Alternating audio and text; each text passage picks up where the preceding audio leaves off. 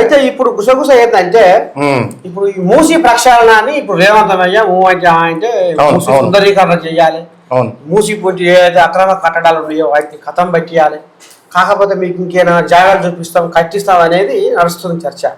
ఈ మూసి సుందరీకరణ వల్ల ఏమైనా ఉపయోగం అంటావా? లేదు దీంట్లో స్కామ్ చేసి ఇలా పశలు దొబ్బుదామని ఆలోచన చేస్తున్నారు వాళ్ళు అని బీఆర్ఎస్ పోలేవాళ్ళు అంటున్నాయి.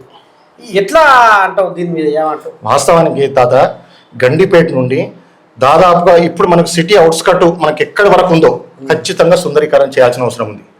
మూసిని సుందరీకరణ చేయడం వల్ల నిజంగా మంచి నీళ్లు వచ్చే అవకాశాలు ఒకటి ఉంటాయి, దోమల బెడద తప్పుతుంది, తీర ప్రాంతం ఉన్న వాళ్ళకు పరిసర ప్రాంతంలో ఉన్న వాళ్ళకు రోగాల బారిన పడకుండా అవకాశాలు ఉంటాయి.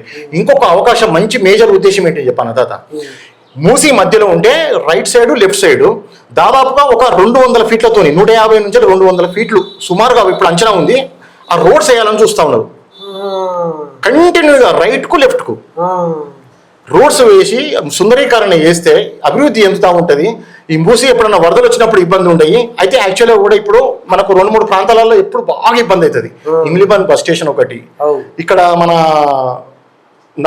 దాన్ని ఏమంటారు చాదర్ఘాట్ బ్రిడ్జ్ ఒకటి, ఇంకా ముందటికి వచ్చిన తర్వాత ఇక్కడ ఉప్పల్ దగ్గరకు వచ్చినప్పుడు ఇంకా బిఫోర్ వచ్చినప్పుడు రామంతాపూర్ యువతల ఇక్కడ ఎన్టీఆర్ కాలనీలకు ఇక్కడ నిలువే అవకాశం ఉంటాయి. ఇట్లా ఒక 5-6 ప్లేసులలో ఇబ్బంది అయ్యే అవకాశం ఉంది. ప్రక్షాళన చేసినప్పుడు ఏంటంటే రిటైనింగ్ వాల్స్ కట్టేసి ఆ వాటర్ ఎంత వస్తుంది ఎంత ఇట్లా వస్తుంది ఆ సైడ్లో రోడ్లు వేసి ఆ గ్రీనరీ చేసినప్పుడు కొంచెము నీట్గా ఉంటుంది, రోగాల బారిన పడకుండా అవకాశాలు ఉంటాయి. ఇటు సైడ్కు రోడ్ కనెక్టివిటీ పెరుగుతూ ఉంటుంది.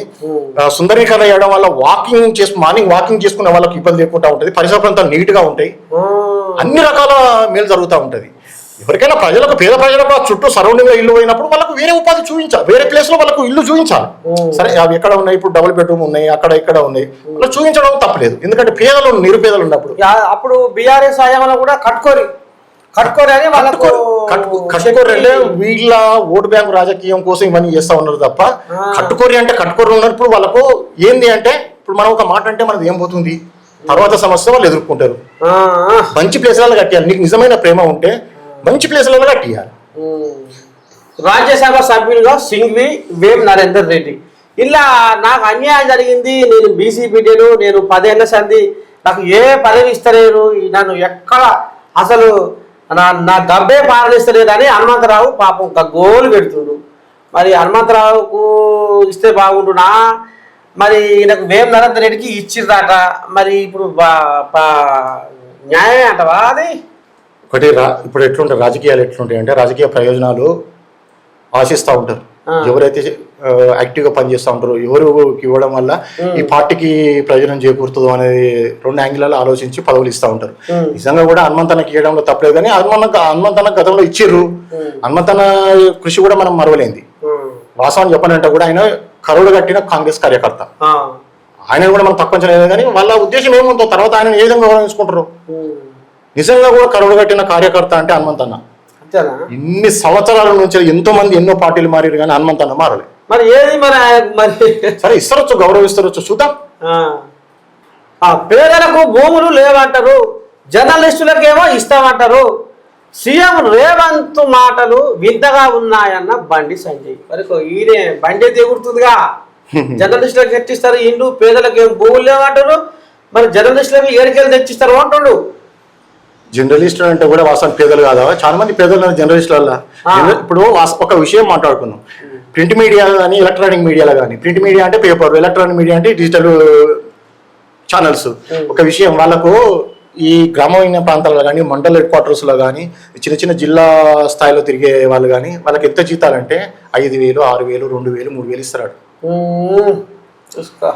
జర్నలిజం చేసి ఏం లేక, ఎందుకంటే సమాజంలో కొంత రిపోర్టర్గా ఉన్నంటే పలుకుబడి ఉంటుంది, గౌరవం ఉంటుంది, మంచి చెడు ఉంటుంది అని చేస్తా ఉన్నాను. నిజమైన పేదలకు ఇవ్వడంలో తప్పలేదు, ఖచ్చితంగా ఎందుకు ఇవ్వాలి, జర్నలిస్టులకు కూడా ఇవ్వాలి, ఇవ్వద్దని ఎందుకంటారు, పేదలకు కూడా ఇవ్వాలి. కానీ లేవా భూములు? పేదల భూములు ఇప్పుడు ఒక విషయం ఏంటంటే పేదలకు ఇవ్వడానికి భూములు లేవా? ప్రభుత్వ భూములు ఉన్నాయి, ఎక్కడ గుర్తించి చేయండి. ప్రభుత్వ భూములని మింగిటగా అప్పుడే ఎగనాగిటగా లేవాటగా అమ్ముకోవద్దు అంటున్నా, వేలం పెట్టి అమ్ముకోవద్దు. ప్రజా ప్రయోజనాల కోసం వాడుకోవాలి తప్ప వేలం పెట్టి అమ్ముకొని ఏదో స్కీమ్లు ఇస్తా, నాకు ఓటు బ్యాంక్ కోసం ఇటువంటి చేస్తా అంటే ఇట్లానే ఉంటుంది. కాంగ్రెస్ వాళ్ళు ఏమంటారు, కేసీరావు 10 ఏళ్ళు రాజ్యంలో సర్కారు భూముల మొత్తం పొతం పట్టిరు, తూర్పార పట్టిరు రెండు. ఇప్పుడు ఇంకొక విషయం ఉంది రాష్ట్రంలో, పెద్ద విషయం ఏంటంటే ఇక్కడ ఉప్పల్ ఇండస్ట్రియల్ ఏరియాలో భూములు ఉంటాయి.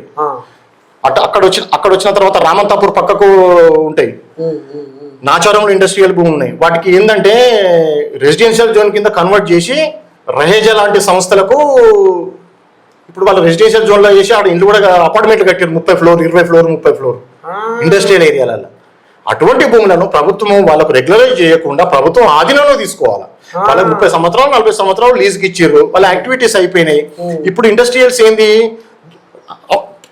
దూర ప్రాంతాలకు వెళ్ళిపోవాలి. ప్రజలు నివసించే దూర ప్రాంతాలకు ఇండస్ట్రియల్స్ ఉండాలి. ఒకప్పుడు ఎక్కడో సికింద్రాబాద్ ప్రాంతంలో ఉన్నప్పుడు ఉప్పల్ అనేది దూరం, 15 కిలోమీటర్ల వాడు దూరం. ఇప్పుడు గట్కేసర్ నుంచి ఎక్కడి వరకు మనము రెసిడెన్షియల్ జోన్ కిందకి వెళ్ళిపోయింది. ఇండస్ట్రియల్ జోన్ సపరేట్ ఉంటుంది కదా, ఆ ఇండస్ట్రియల్ జోన్ కు ఇవి తరలిపోవాలి. ఈ భూములను వాళ్ళకు రెగ్యులరైజ్ చేయొద్దు. కోట్ల ఒక్కొక్కటి 10 ఎకరాలు 15 ఎకరాలు 20 30 ఎకరాల్లో ఒక ఇండస్ట్రీస్ ఉన్నాయి. 30 ఎకరాలు అంటే ఈ రోజు 4 కోట్లు 5 కోట్లు 6 కోట్లు. ఇది కథ. ఆ భూమిలో రెగ్యులేట్ చేయొద్దు, ప్రభుత్వం లీజ్కి ఇచ్చింది కదా, తీసేసుకోవాలి. మరి దాని మీద సర్కారు కన్ను ఎదురు పెడతారు, చేయాలి. ఇటువంటివే చేయాలి, పెద్ద పెద్ద ప్రాజెక్టులు చేయాలి ప్రభుత్వం. అటువంటి వాటి మీద వాటి తీసేసుకోవాలి, చట్టసభలో చట్టం చేసి తీసుకోవాలి, తప్పేముంది. రాముడు వచ్చిండు ఏమంటుండు, 6 గ్యారెంటీల అమలుకు చట్టబద్ధత కల్పించాలి. వీరికి వచ్చే అసెంబ్లీ సమావేశాల్లో ప్రైవేట్ మెంబర్ బిల్లు ప్రవేశపెడతాం. 6 గ్యారెంటీల అమలుకు చట్టబద్ధత కల్పించాలని BRS working president KTR demand చేస్తుండట. ఈ మేరకు వచ్చే అసెంబ్లీ సమావేశాల్లో ప్రైవేట్ మెంబర్ బిల్లు ప్రవేశపెడతామని అంటుండు.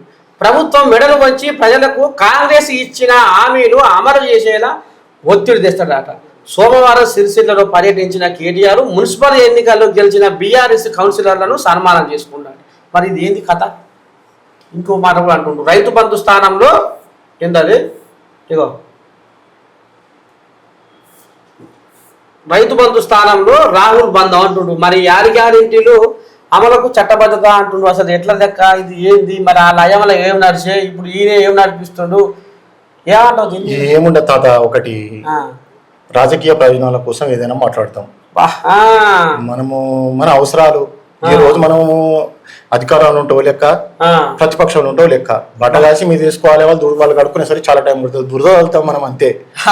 వాళ్ళు కడుక్కునే టైంకి ఇంకోటి తయారు చేసుకుంటాం. రాజకీయాలు అంటేనే ఇట్లా ఉంటాయి. ఎవరైనా సరే, ఎవరైనా. నేను ఒకటే విషయం చెప్తున్నా, ప్రతిపక్షం అనేది కూడా ఎంత బలంగా ఉంటే ప్రజలకు అంత మేలు జరుగుతుంది. పాలక పక్షం ఎట్లా ఉందో ప్రతిపక్షం కూడా అంత బలంగా ఉండాలి. ప్రజలకు ఏ సమస్యల మీద పోరాడాలి, ఏ సమస్యల మీద ప్రభుత్వాన్ని నిలదీయాలి, ఇచ్చిన హామీలు ఏంది, హామీలు ఎట్లా ఇంప్లిమెంటేషన్ అవుతా ఉన్నాయి, ఎక్కడ లోటుపాటు జరుగుతూ ఉన్నది. విమర్శ అంటే ప్రభుత్వం మీద కానీ ఒక నాయకుని మీద కానీ విమర్శ ఎట్లా ఉండాలంటే అర్థవంతంగా ఉండాలి, ప్రజలు ఒప్పుకునేటట్టు ఉండాలి, అది ప్రజాస్వామ్య బద్ధంగా ఉండాలి. అది నోటికి నేను వస్తే మాట్లాడడం ఒకళ్ళు తిట్టాలంటే నాకు మాట్లాడే స్వేచ్ఛ నాకు ఉంది, కానీ ఎదుటి తిట్టే స్వేచ్ఛ నాకు లేదు. చాలా మంది మాట్లాడతారు, నాయకులు కానీ చాలా మంది అంటారు నాకు మాట్లాడే స్వేచ్ఛ ఉంది, నాకు ఫ్రీడమ్ ఉంది. ఫ్రీడమ్ నీకు ఉన్నది, నువ్వు మాట్లాడు అంటే. పక్కన తిట్టాకు నీకు ఎక్కడిది? రాజకీయాలలో కూడా వాస్తవాన్ని కూడా నిజంగా కూడా పాలక పక్షం ఎంత బలంగా ఉందో ప్రతిపక్షం కూడా అంత బలంగా ఉండాలి. ఉన్నప్పుడు ప్రజలకు వీళ్ళు ఇచ్చిన పథకాలు కానీ అన్ని చేరే అవకాశాలు ఉంటాయి. ఈ ప్రభుత్వం కూడా భయపడి కరెక్ట్గా పనిచేసే అవకాశాలు ఉంటాయి. అమ్మ లాభం లేదా, ఈ జనాలు తిరగబడతట్టు రేపు మళ్ళీ అధికారంలో రామనే ఆలోచన కూడా ఉంటుంది. ఇదేంటి, అమీర్పేటలో ఎన్టీఆర్ విగ్రహం పెట్టవచ్చునా? ఏం కదా, పెడతారట దాదా, ఇగో అంటురుగా. మరి ఇది ఎట్లా వస్తుంది ఏంది ఇది? అమీర్పేటలో ఎన్టీఆర్ విగ్రహం. ఈ గతంలో అప్పుడు ఏదో రవీంద్ర భారతి అంచేవు అమ్మ పంచాయతీ కళ్యాణ్కి కాళ్ళు దూరి అప్పుడు జూబ్లీ సెలక్షన్ జరిగినప్పుడు మన రేవంత్ రెడ్డి గారు అమీర్పేటలో ఎన్టీఆర్ విగ్రహం పెడతాం అని చెప్పారు. అది ఇచ్చిన హామీ నెరవేర్చడానికి ఏదో